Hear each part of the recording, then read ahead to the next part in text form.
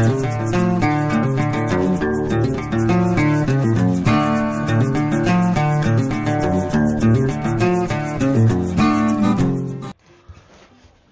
everyone, welcome back to GrandpaMark's Hobbies and build update number 2 of Revell's 57 Chevy Bel Air Snap Tight Max kit.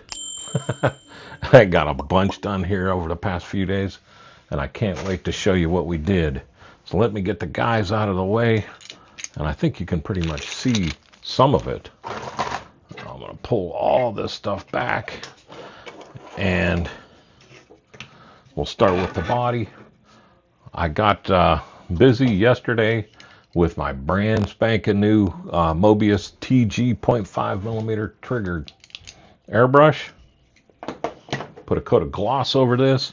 I know that paint looked really good, or the body looked really good, but I wanted that deep black. It was kind of like a dark gray color. So we took the TG, and you know what? Here's a little video of it where I was just going to town, and man, that TG really sprays nice. This video will be in the upcoming series I'm going to be doing on airbrushing. I've had a bunch of people ask me to do that, so we're starting. But anyhow, the body came out great. It's still a little bit soft, so we're going to move it over to the side. I will have to do some polishing and sanding on it, just like, you know, you always do, just to make everything great.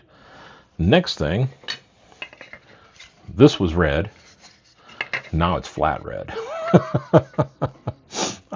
It was kind of like I don't know. I didn't like the color of the red. So I went over it with flat red. And the next thing I'll do tomorrow is I'll hit it with my quick shine, give it a semi-gloss look, and then we'll come back and we'll mask it off to paint the black and everything. But with that, I used my 0.3 millimeter. I'm going to town here with these things. My 0.3 millimeter Mobius with the Tamiya paints. Everything I used was Tamiya paints and Tamiya thinners. Here's a little shot of that while I was spraying.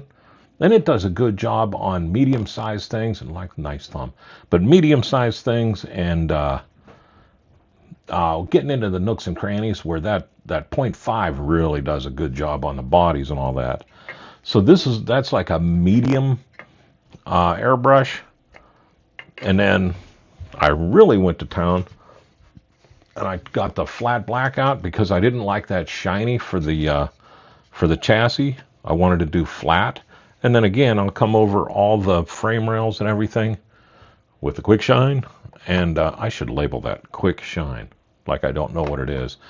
But I'll come back with the quick shine and do the frame rails, and anything that I don't want the flat black, we'll paint the engine silver along with the exhaust and the gas tank, and then I'll come back and we'll paint the engine the Chevy red.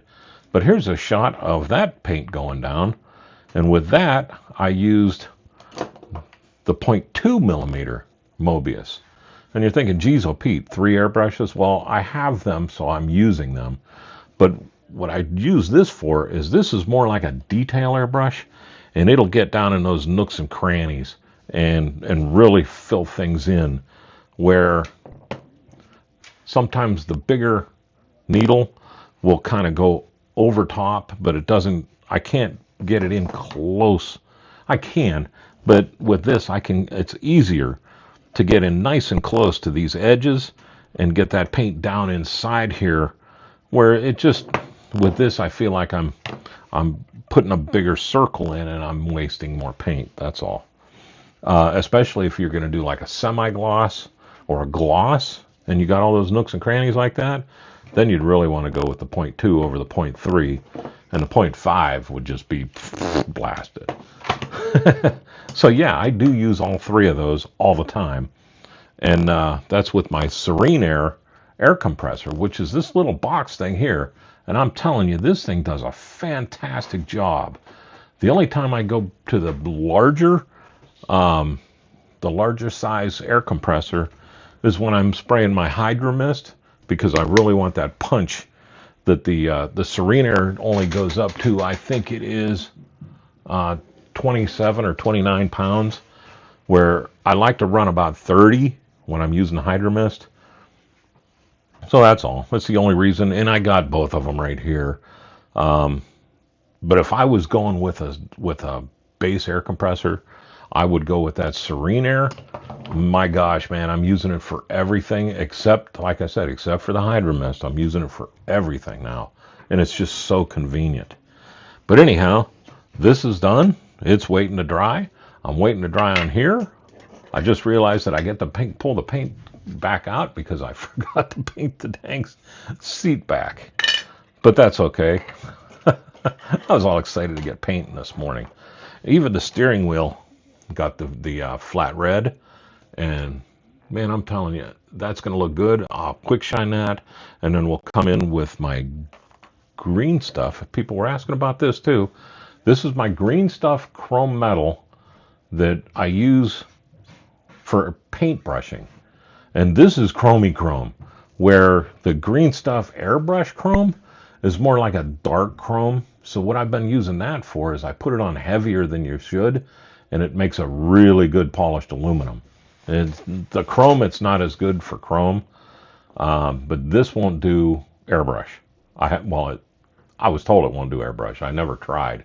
This is more small parts, and put it on, keep it wet the whole time you're doing it.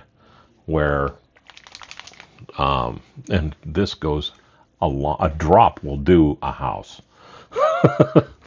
So now I'm going to get that out of the way. I got a mess on my desk, man.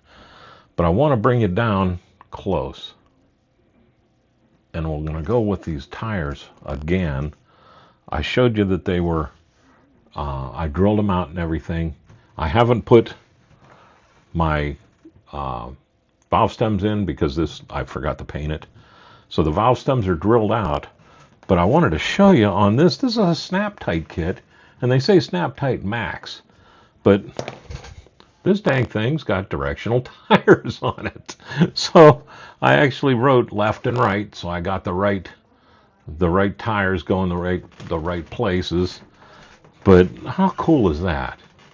You know, you just, how about if I get you one that's going the other way? Oh, how cool. It's really neat, you know? So I will pastel these up. And what I'll do is, since these are screw-on, I'm going to run the screws in there first before I even try to put it through here. Because you're coming in on an angle here. So I'm going to run those screws in here and get threads in there. And when I do that, then I'll take my pastels.